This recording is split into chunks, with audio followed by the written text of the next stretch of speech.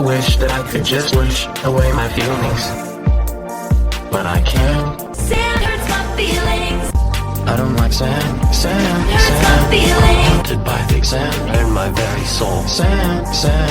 Are you suffering as much as I am? Sand I hurts can't my breathe. feelings. Tormenting me. I'm in agony. Sand hurts my feelings. I don't like sand. Hello, and welcome to The Sand Hurts My Feelings, a Star Wars podcast from a Swiftie point of view. I am your host, Alex. And I am your other host, Sarah. And today we're going to be talking about Lover and our picks for Rey. Correct, but we also have to say we are sorry for missing our earlier release. We usually do the first and third Tuesdays of the month, and we did not get one out this at the beginning of November. It has been a really stressful time right now, especially for Alex, and so work has not been super kind, and a lot of stuff is going on in personal lives and work life and everything. So I want to apologize to all of the people that are listening regularly and we're missing that episode, but we are hope to be back regular scheduled programming, and we will also have a bonus episode hopefully out maybe later this month, maybe next month, about our panel from Twin Cities Con. Yes, thank you for your patience with us. But that is one of the things that is going really well right now, and adding to the busyness is we were just at Twin Cities Con presenting our whole season on Padme to folks in attendance, and we had some good discussions. And we recorded that conversation, like Alex said, and hopefully that will be a bonus episode for you here before the end of the month. Yeah, so we all know how I'm doing, Sarah. How are you doing? It has been a really busy time. I know a lot of folks tend to feel the end of the year is really busy with holidays and work ramps up. And I mean, you're in a school year. Other folks that live in an academic calendar feel that pressure too. Yeah, we have a really busy rest of November. So we're going to make it through. And hopefully things will calm down a little bit more in December. But yeah, we had a good Halloween. That was a lot of fun. Lived our spooky season. Celebrated the anniversary of Reputation here not too long ago. Yes, one of my favorite albums. As is mine. So we're hanging in there. It's a really busy time, but hey, we're less than a month out now from the docuseries on the Eras Tour and the final show Eras Tour releasing. I am so not prepared. I am so not prepared to see TTPD in all its HD glory, because I've been hooked in on those for seeing the live feeds and seeing like recordings from cell phone recordings, but to see it actually performed and to see the whole show, because that's also the thing. Like they've said, like there is no cuts on this one, that or at least like it's all of the songs. It's not like they cut a song out or anything. Like this is the final show, and so I am not prepared. One thing that has been getting me through this month and this stressful time is Life of a Showgirl. It still has me in a chokehold, everybody. It has not changed. So, yeah, that tells you kind of the state of mind I'm in. Right, but as Taylor says, you're dancing through the lightning strikes. Exactly, yeah. So you make your happiness and you find it where you can. And I know Taylor, it would be honored to hear that you are finding happiness in her work. Okay, we'll see. Okay, I don't know if she would be honored by that, but I don't know. Sure, neither do I. But we do have a big thing to share with everybody. What did we get? What was I able to procure? We have a signed Life of a Showgirl CD with a heart. With a heart, that's the big thing. And I'm not sure. I'm not in the scuttlebutt of all the Taylor Swift stuff, so I don't know if that's not as rare as it used to be, but the fact that we got a heart is, I still don't know if it's real. I'm shocked that we got a heart. Right, because Alex said that he had ordered a signed copy of the CD, and he's like, it's probably, in the not great, with everything going on, he's like, oh, it's probably a fake. I probably got ripped off, thinking on the negative side of it, but we got the package and there was nothing to indicate to me that it was a fake. And then we open it up and see that there's the heart next to the Taylor. I'm just like, oh my gosh. Yeah, I don't know. So I'm still bending, but The other thing that is helping me through is K-pop Demon Hunters. Everybody, if you have not seen that, go watch it because that soundtrack is phenomenal, and yeah, just the whole movie is great. I was gonna say you're behind the times if you haven't seen it. I'm stoked because the Grammy nominees were announced not too long ago, and K-pop Demon Hunters got nominated 5 times. I think it was all golden. Got nominated 5 times. I'm glad none of it is competing against anything Taylor because I want K-pop Demon Hunters to win everything. Oh yeah, it's all its own thing. Yep. So, all right, we are now going to jump into Lover. This is Sarah's first interaction with first album that she really liked from Taylor. This is the introduction album that I was like, hey, look, you listen to this, and you're like, oh, that's actually okay. I actually really like this. So this is her gateway into Taylor Swift fandom. I was literally going to say that Lover is my gateway drug. Yes. So I can share my favorite song off of Lover first. Sure. So it's a really hard pick for me. Lover is always going to hold a special place in my heart because it is the first Taylor album I listened to and connected with, and it launched me into this beautiful, messy fandom. So it's really parsing hairs, but I think for me, my favorite song is Paper Rings. It is such a good groove. It puts me in a good mood. It's just one of those songs that you can dance to like anytime. Alex and I have had many random dance parties in the kitchen and the living room when that song has come up on shuffle as I'm cooking dinner or we're cleaning. And that was, again, the life works in mysterious ways. Call it the force, call it fate, what have you. But we were fortunate enough to go to the Eras tour on night 1, and Paper Rings was one of the songs that she played as her surprise song. And so, like, I screamed like a 13-year-old fangirl. I ate that up. It was so cool to hear that song live acoustic because I love it so much. I love the positivity. I love the playfulness of Paper Rings. Ditto. That's your favorite too? Yeah, for the exact, like, the main reason, I would say, like, if you took out the Eras Tour experience, it wouldn't be, but the Eras Tour experience made that my favorite because, like, it's high up there. I would say The Man is the other one that contests with it for me, but the Eras Tour situation, the Eras Tour interaction, just your and I's connection to it, the connection to Lover, like, I was screaming right along with you when it was happening. So we both were just like, oh my gosh, he's doing this. And so, yeah, Paper Rings is mine as well. That's very sweet. And interestingly, we didn't pick it for any part of our wedding day, but that's okay. Correct. But to me, like, that one was also, Paper Rings is about, like, getting married, not being married.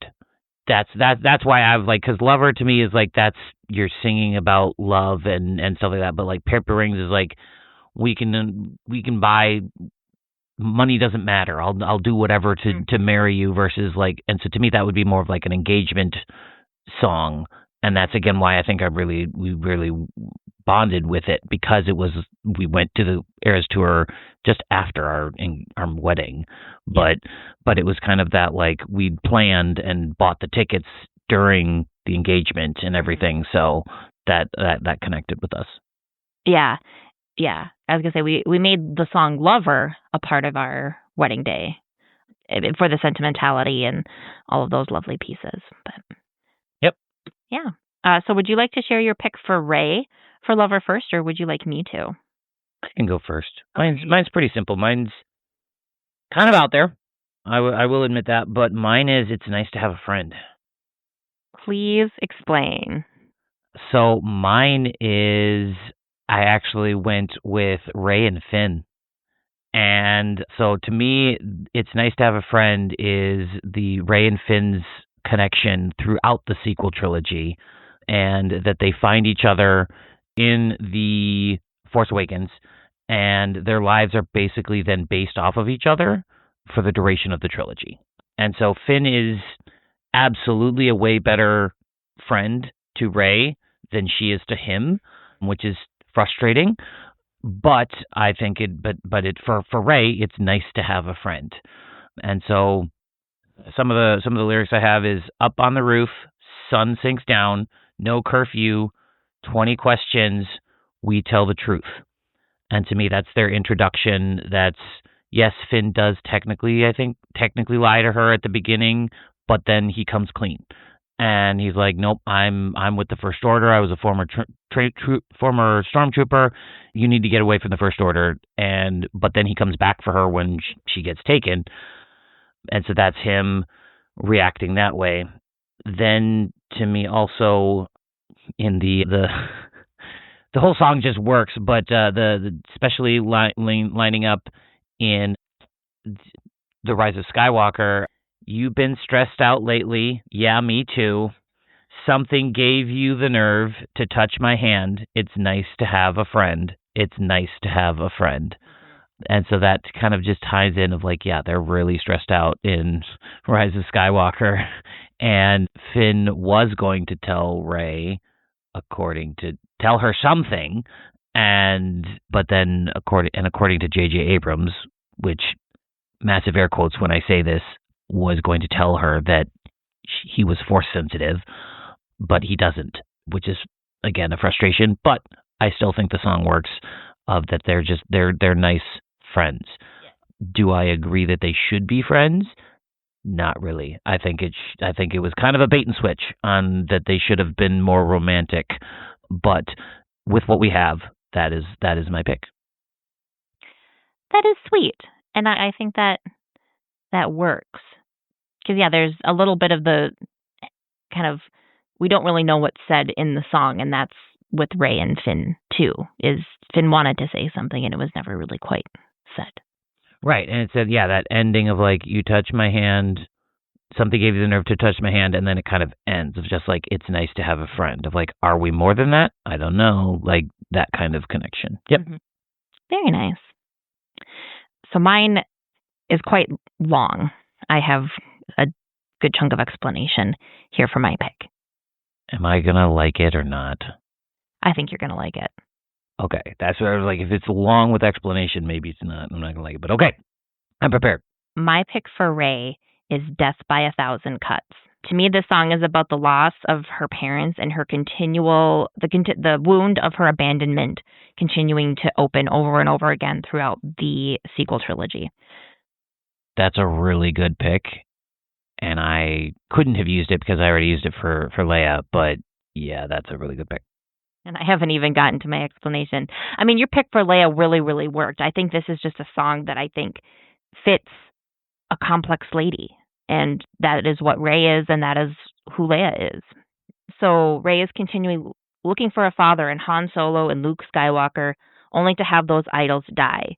She suppressed who her parents were in her memory, only to have Kylo Ren dig them up, telling her she's a nobody and that it doesn't matter. Then it all getting dragged up again, saying that she is someone and happens to be the granddaughter of the most evil man in the galaxy.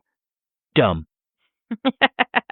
So again, there's just all of this back and forth, and what is her place in all of this? And to me, I think of in the very beginning, in her montage that we get at the beginning of The Force Awakens, where we get introduced to Rey, we see her going throughout her day, and she puts a tally mark inside her house at the end of the day. And so each of those tally marks is another cut, reminding her of her missing family, lost connection, and lost love. So there's thousands of tallies. It's death by a thousand cuts. So going line by line here a little bit. Saying goodbye is death by a thousand cuts. Flashbacks waking me up. I get drunk, but it's not enough because the morning comes and you're not my baby. Rey is missing her parents and has visions of them from when she was younger. And we see that in the flashbacks. We see a young Rey crying towards the ship that's flying away. I look through the windows of this love, even though we boarded them up. Chandelier still flickering here because I can't pretend it's okay when it's not. It's a death by a thousand cuts.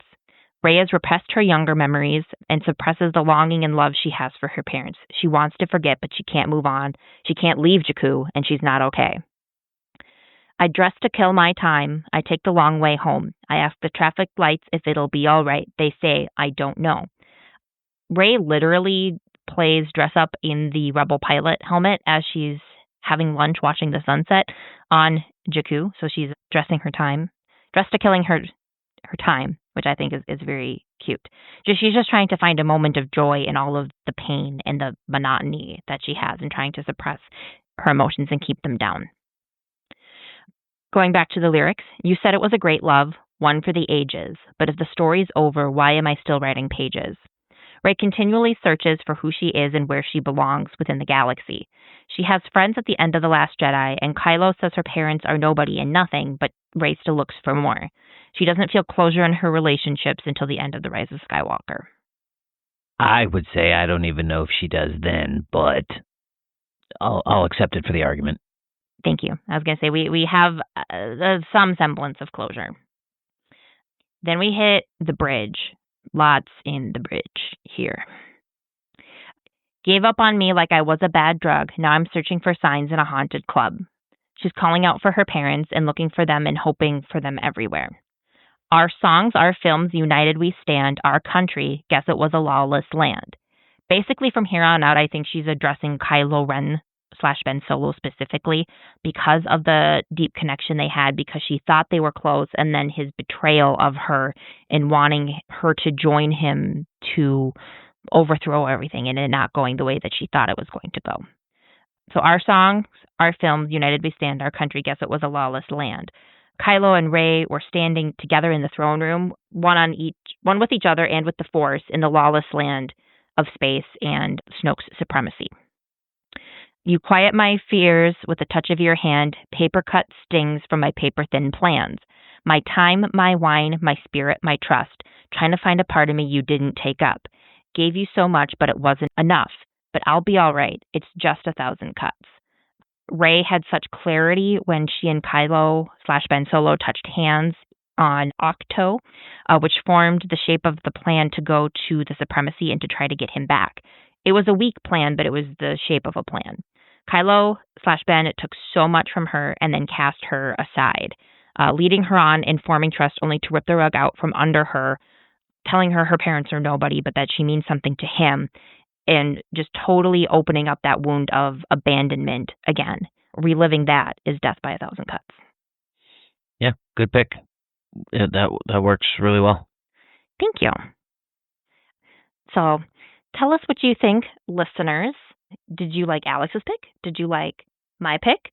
Do you have another pick? What would you pick for Rey for Lover? What song best represents her? And then tune in for our next episode where we will be talking about Rey and our picks for her from Folklore.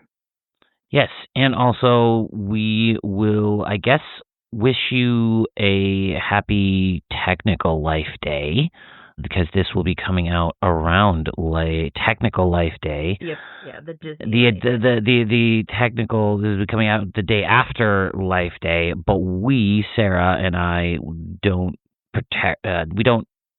do that because we are not a big fan of Christmas coming before Thanksgiving. So we are not going to celebrate that holiday. So we have always, just giving you a peek behind the curtain, we have always celebrated Life Day the Saturday before Christmas. And so that is our Orthodox Life Day that we celebrate. It's a month later. And I think it works out better. It's just a lot more cozy and stuff like that versus the one that we currently officially get, I guess. Mm-hmm. But it is, the Life Day is November 17th because that is when the holiday special premiered. So I understand why that date is that pick. Correct. Also a great movie. Everybody should go watch it. Sarah and I watch it every year. It's amazing. It is wild. You need to be watching it for the fun, not actual plot, but it's great. Yes, remember, Star Wars is fake and in space, so take it all with a grain of salt and be ready to have a laugh. Yeah, just go in with an open mind. Yes, and if you might not be of your own mind, that's even better. Yes. Anything you want? Oh, we should give listeners our socials here before we sign off. We have a TeePublic and a Redbubble. You can find us there at Sandy Feelings if you'd like to check out some of our merch. We are on Threads and Well, we're also on Blue Sky as Sandy Feelings. And then we are on Threads at the Sand Hurts My Feelings Pod, as well as Instagram, Sand Hurts My Feelings Pod. You can send us a good old-fashioned email at the sandhurtsmyfeelingspod@gmail.com. Well, good job. And find us on any podcast network. We are on YouTube. Please leave us a positive review or comment. 5-star or a high-star review is also very positive, very appreciated. We're trying to grow. We just went to Twin Cities Con. We're always trying to find new cons. One of our listeners suggested Des Moines Con last year, and that was super helpful, super fun.